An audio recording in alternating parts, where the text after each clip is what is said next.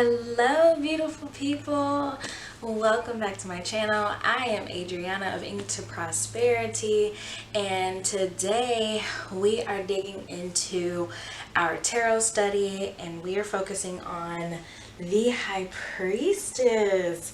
So if you are ready to dive in to learn some tarot, dive into some symbolism, keep watching because I got some tea, okay?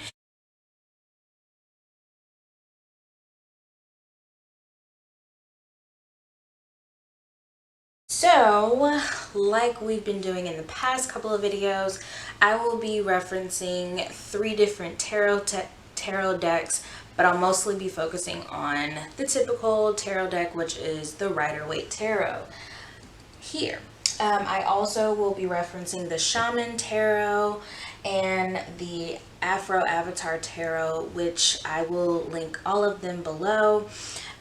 So let's get into it because we got a lot to cover. It is the High Priestess after all, so I have my handy dandy whiteboard here to take some notes, and I wanted to begin with imagery. So go ahead, get your notebooks out, pull out your own High Priestess card in whatever deck you want to use. If you don't have a tarot deck, feel free to Google an image really quickly, or you can just take your notes and then go back to look it up later. So first and foremost, I've broken down pretty much all of the symbols that we can find. So we have the columns, the tapestry, we have the posture of the figure, we have a scroll, colors, clothes, and the moon. So let's get into it. So the High Priestess is my absolute favorite card out of the entire deck. I'm so excited about studying this particular card for several different reasons, but that being the main one. So the High Priestess in the Rider-Waite Tarot deck, just to give you a little bit of background of like where this card comes from, and if you want to check your sources, I am pulling from 4 different sources, which I will link down below. But the first source that I will be referencing comes from Secrets of the Waite Smith Tarot, written by Marcus Katz and Tally Goodwin. So the first things to take notice of is that the columns that we have in the High Priestess, such a beautiful column. So there's these, I'll try to bring it a little bit closer, but I know my zoom in feature is a little wonky, so you may not be able to see it. But we have here these columns. We have the black and we have the grayish white, just depending on the artist. But these columns are representative of, they say, the divine masculine and the divine feminine, which we hear all the time. And also they are to represent the light and the dark, and not giving emphasis on like good and evil, but really just the light and the dark. So y'all, again, excuse my handwriting. Masc and feminine. And also what I was able to research about the columns, because I've always been interested, because in this Rider-Waite Smith Rider-Waite, why do I keep saying that? Anyway, in the Waite Smith deck, there is a B and a J on the columns, and I was like, I don't really know what that means. So what I was able to look into, so the author, A.E. Smith, who is, it's Arthur Edward Smith, or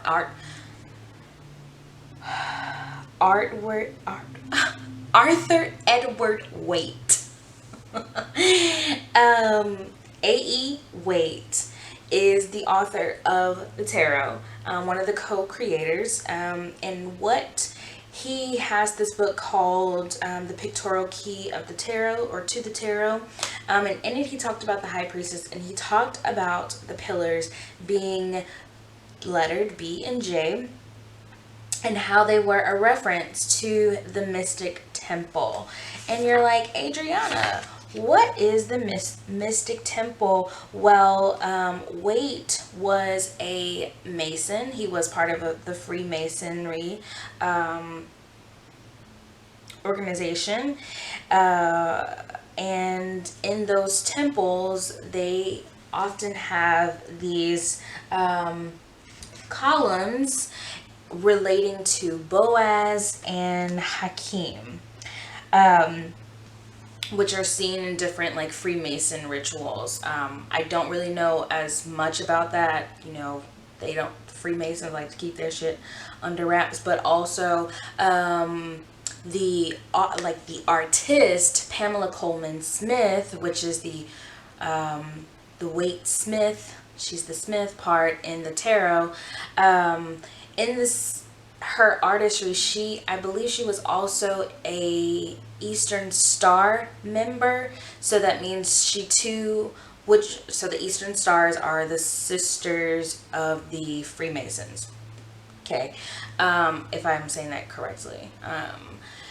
And they too have their own rituals that feature these B and J columns and pillars. So both the artist and the author have these connections to this Freemasonry, and these pillars were inspired by those different rituals. And so also, so we have this inspiration. It's 11:11. Inspo from Freemason.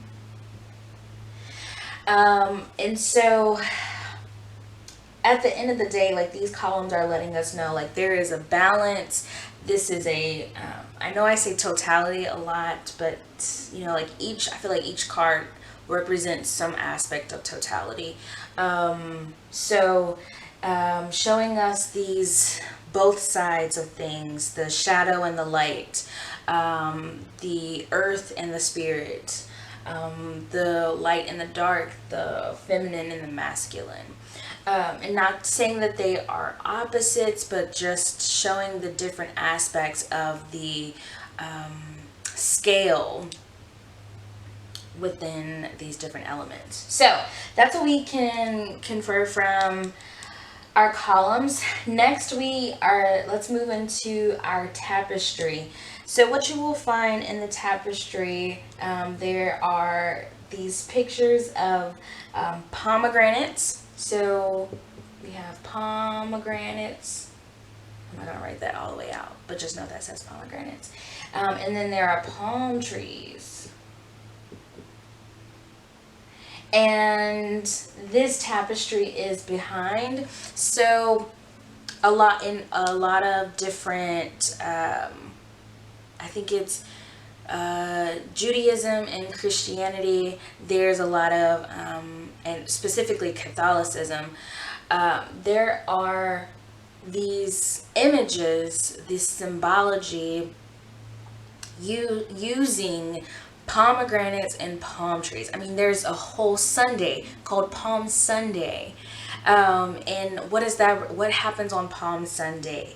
Coming from the story of Jesus walking down the street, and all of the citizens fanning him with these palms, blessing his feet, blessing him, welcoming him.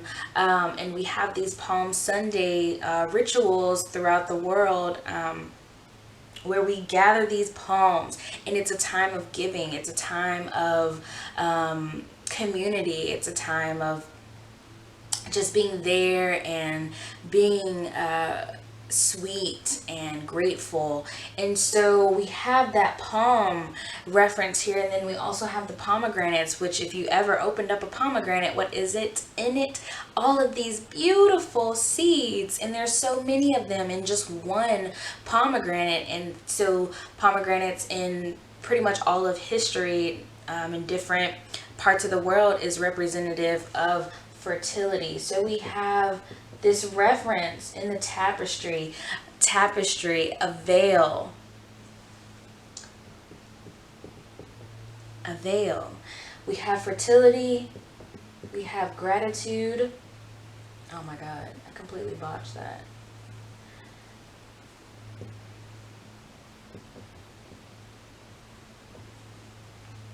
And oftentimes this veil is representative of you, like, being super close to truth, being super close to divine, as long as you can get through the veil, or you can take off the veil. And you know, so many people talk about, oh, the veil is thinning, the veil is thinning, the veil is thinning. Well, what is that? That's the connection between spirit and the physical human world. So we have the veil here, symbolizing some fertility and some gratitude here. So moving on, moving into the posture. So the posture, we have this woman who is seated in the center of the card, much like the magician that we saw yesterday, last video. So we have this center image. We have a feminine feature. Most cards are going to have some sort of like feminine figure. And then there's nothing that she's doing. She's simply there. There's this energy of stillness.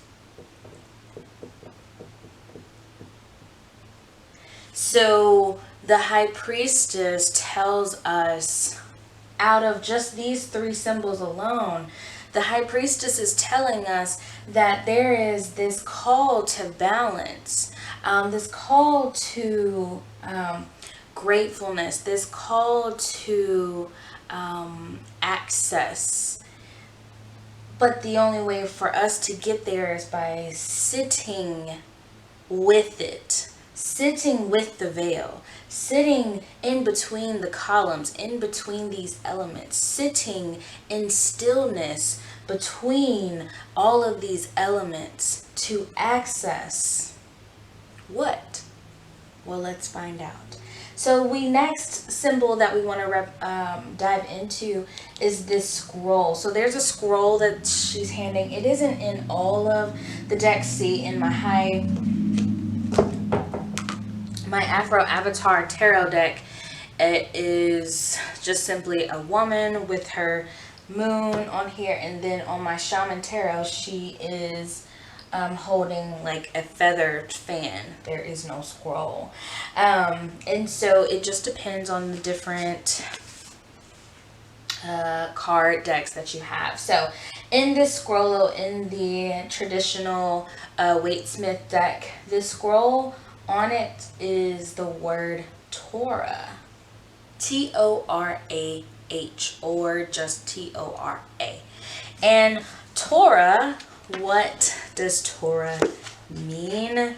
Well, let me tell you. Torah, which means law, divine law, or gnosis, which is also knowledge of self-awareness.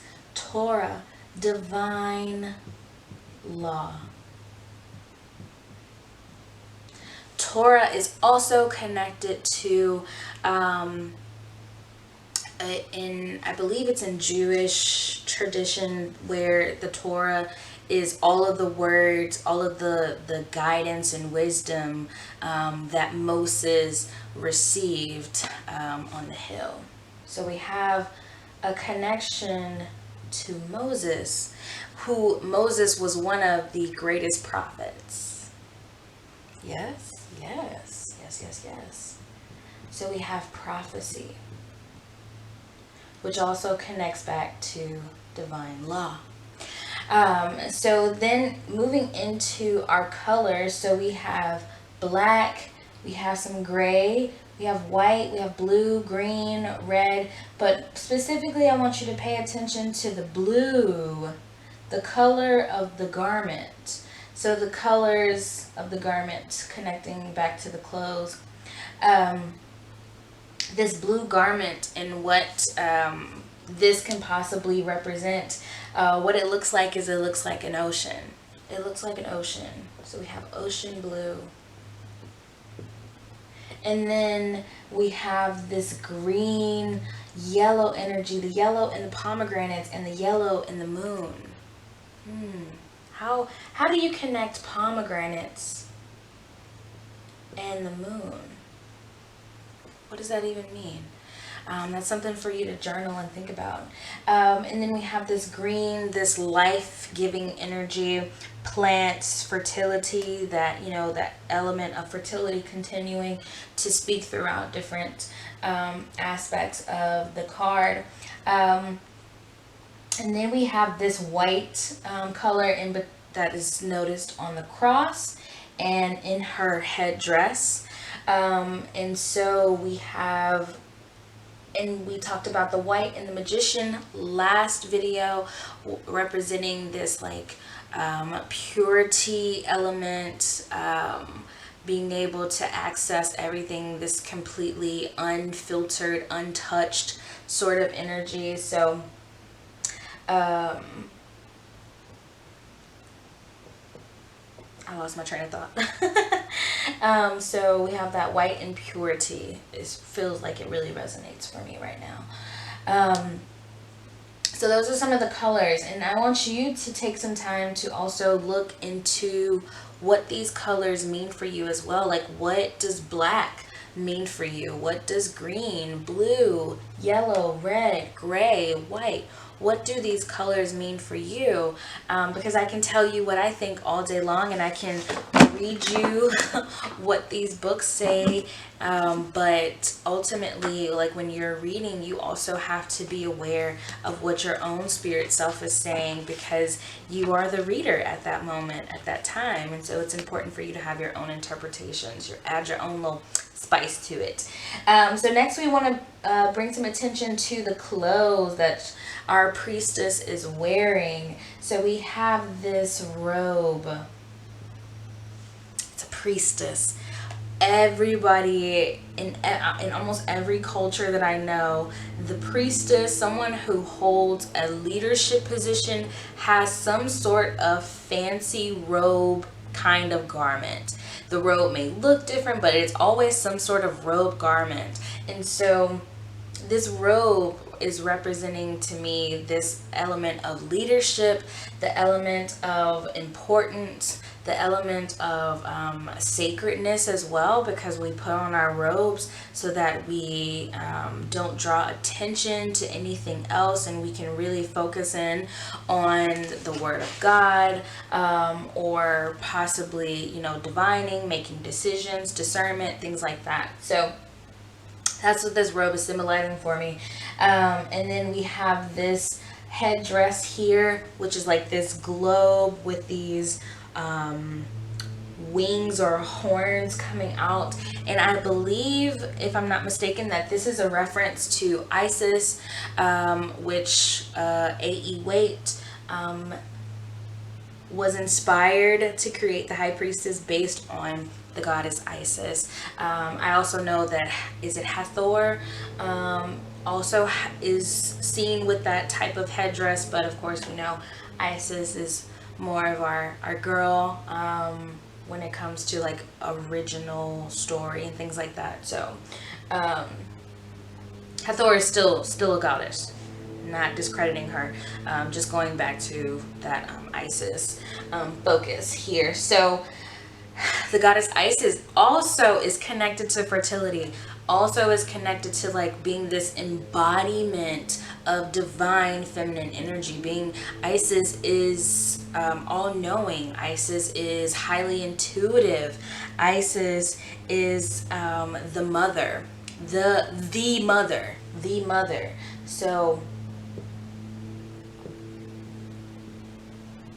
and then we have this cross here, which in a couple of books that I've read and just things I've seen online, there's a little bit of debate of whether it's connected to Celtic traditions or if the cross is connected to Catholicism or different things like that. And so, I guess just depending, because if you have been thinking and paying attention to all of these different symbols, you notice that there are all different types of traditions that are represented here, and so the author and the artist were really pulling their inspirations from history and from different religions and practices and rituals. And so there's no like one original place where this deck came from. So it's okay if you find a connection to a practice that you are involved in. 9 times out of 10, there's probably going to be some kind of connection there. So that's what we've got going on with the garment. And then last but definitely not least, we have the moon, and it's a crescent moon. And crescent moon phases are a beautiful time for thinking, planning, taking, researching. Really great time for the image that's coming to mind as I'm talking about it is, imagine being like studying while it's nighttime and it's dark and the only thing that you can see is your candlelight. And so the crescent moon is just small enough to light up the sky just a wee bit, but it's not totally illuminated. So there's still this comfortability with darkness that one has to have in order to receive and study and research that which they are focused on. So that's what we have here for the moon. But I also know that this is another reference to the Virgin Mary, and the moon at her feet is what they call it, the moon at her feet, particularly in the Catholic tradition. A few different symbols have the moon at her feet in their pictures. So that's a quick wrap up of the different images that we can find in the High Priestess and what these images are alluding to. And now I want to dive deeper into like the themes that come up with the High Priestess. So let's do that. Okay, so I just want to read you what A.E. Smith said about the High Priestess from the Pictorial Key to the Tarot.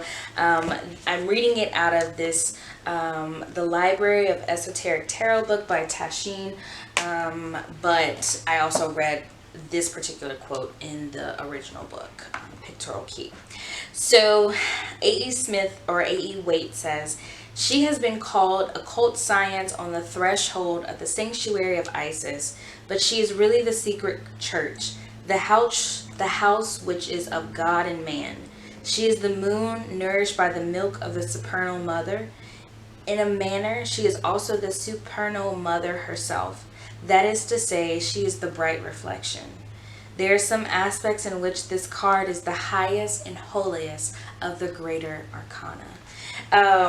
So just listening to that quote, this already gives us insight that the High Priestess is, like I was talking about earlier, is the mother. The High Priestess is incredibly intuitive, because she is connected to the moon. What do we know about the moon? The moon rules the ocean. What do we know about the ocean and water? We know that ocean and water is such an intuitive element, such a spiritual element. I mean, they all are spiritual, don't get me wrong. But we use water often to connect with spirit, to cleanse ourselves. We use water to divine with. We use water to bring forth our manifestations and different things like that. So it really is a conduit for spirit, and one of the easiest ways that we can connect to the divine. And so the high priestess is incredibly really letting us know that we are freaking intuitive. We are connected to source. We are connected to the universe. We are connected to each other. And so when this card shows up, it's letting us know that you have all of this knowledge, you have all of this wisdom, and in order for you to access it, you just need to sit the fuck down. Sit down, sit in stillness, be with your spirit, be with your soul, be in your own intuitive self, and not only be there, but trust your intuition, trust the bits and pieces of wisdom that are coming to you in whatever form or fashion. And the high priestess also, for me, shows up when there's this level of confidence that I need to tap into, and being able to know that if I were to take away every single tool, every single divination tool, cards, coins, I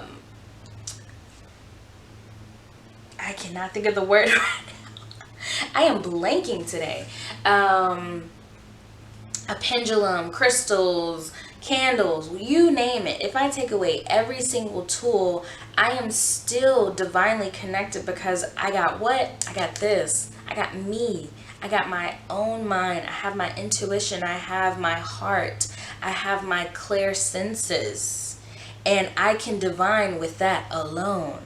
And so the high priestess encourages us to stand in our own power. So we just left the magician, where we had all of this stuff in front of us, all these different tools, and now it's about discernment and knowing how, and stepping into this knowingness of, this is how I can use this is how I can connect with that, and really pushing us to see beyond that which is right in front of us, to tap into the unknown. And the beautiful thing that one of my mentors, Michelle the Oracle, would always say is that out of the high priestess and the empress, the high priestess is the only one who is away from her partner, the high priest. Whereas the empress and the emperor are, they're 3 and 4, they're right there together. But the high priestess is 2 and the high priest is the 5. And so they are separated by the emperor and the empress. So they have this separation, meaning that they can stand on their own, that they are not dependent upon one another to get through to the next journey. They hold their own power, they hold their own weight. And in order for them to be connected, there's this emperor empress, which brings in the physical manifestation, but spiritually, in a soul, cosmic, energetic level, they are their own universe. And so the high priestess is such a beautiful card, and it's connected to the number 2. 2, we know, comes in with this balance energy, comes in with this appreciation, this gratitude. 2 comes in with partnership, being able to connect things together. The high priestess is also connected to a lot of occult practices. It may come up with maybe, you're supposed to learn more about different occult practices.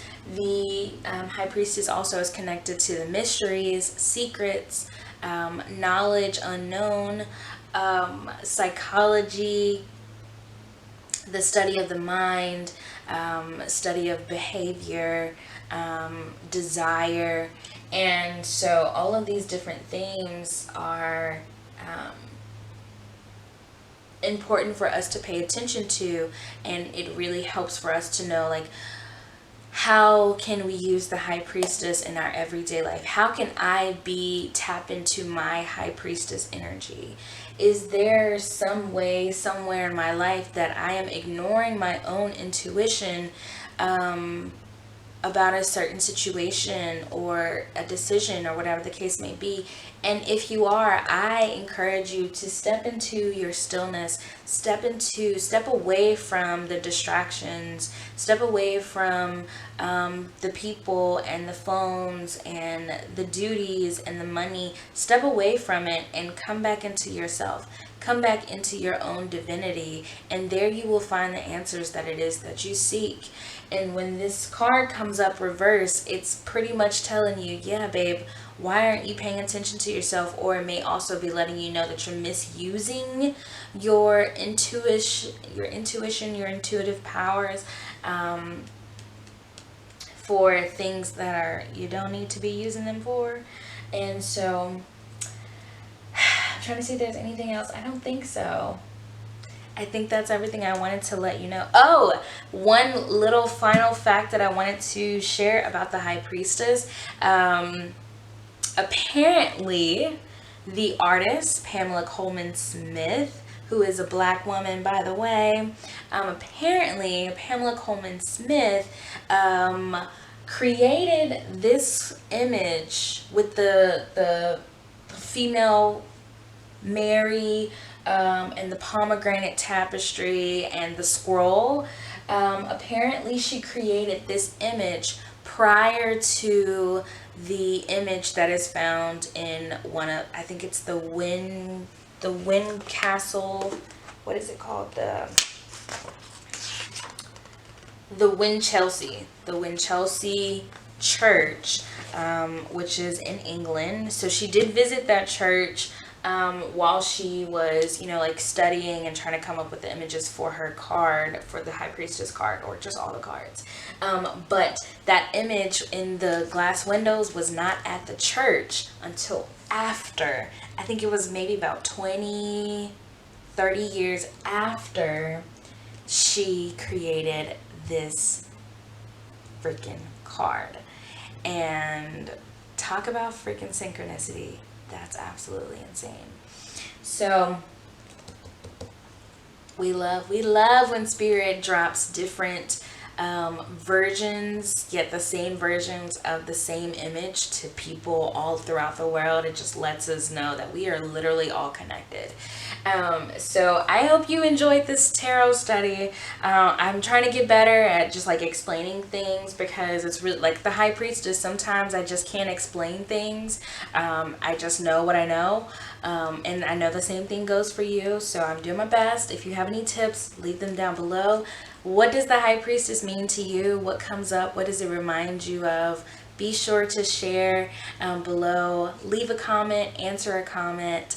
And again, thank you, and I'll see you next time. Bye.